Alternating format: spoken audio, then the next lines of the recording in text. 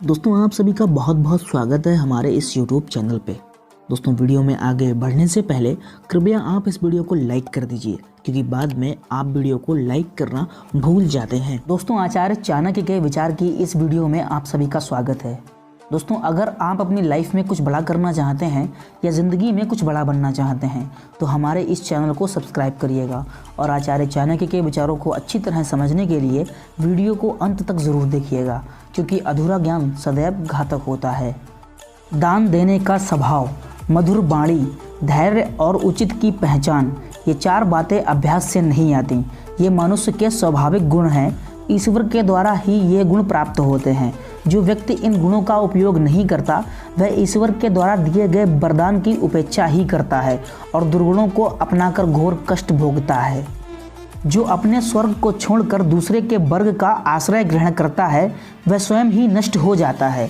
जैसे राजा अधर्म के द्वारा नष्ट हो जाता है, उसके पाप कर्म उसे नष्ट कर डालते हैं। हाथी मोटे शरीर वाला है परंतु अंकुश से बस में रहता है। क्या अंकुश हाथी के बराबर है? दीपक के जलने से अंधकार नष्ट हो जाता है। क्या अंधकार दीपक के बराबर है? वज्र से बड़े बड़े पर्वत शिखर टूटकर गिर जाते हैं। क्या वज्र पर्वत के समान है? सत्यता यह है कि जिसका तेज चमकता है वही बलवान है। मोटेपन से बल का एहसास नहीं होता।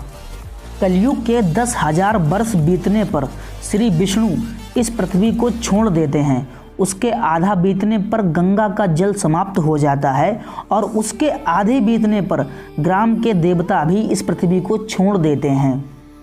घर गृहस्थी में आसक्त व्यक्ति को विद्या नहीं आती, मांस खाने वाले को दया नहीं आती, धन के लालची को सच बोलना नहीं आता और स्त्री में आसक्त कामुक व्यक्ति में पवित्रता नहीं होती।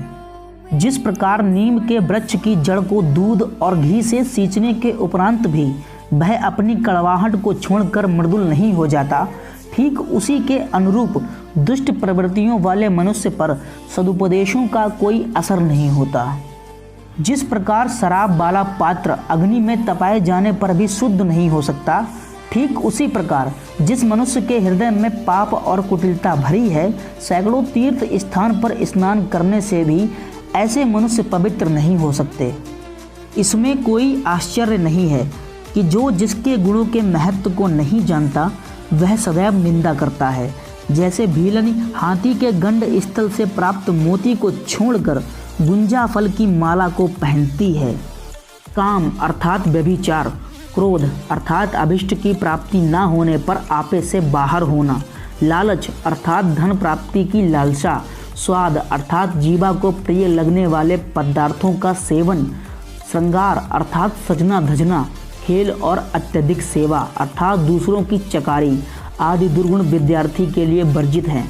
विद्यार्थियों को इन 8 दुर्गुणों का स्वार्थ त्याग देना चाहिए।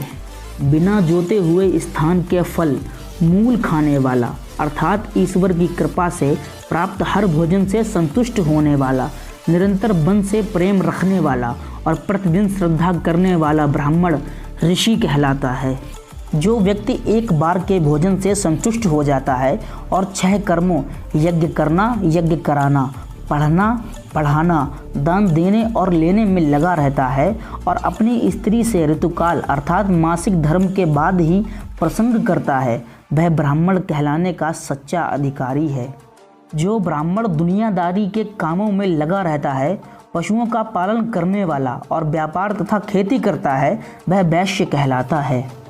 दूसरे के कार्य में विघ्न डालकर नष्ट करने वाला घमंडी, स्वार्थी, कपटी, झगड़ालू और ऊपर से कोमल और भीतर से निष्ठुर ब्राह्मण बिलाऊ कहलाता है, अर्थात वह पशु है और नीच है। तो दोस्तों ये थी आचार्य चाणक्य के अनमोल विचारों की एक छोटी सी वीडियो। आपका बहुमूल्य समय देने के लिए बहुत बहुत धन्यवाद।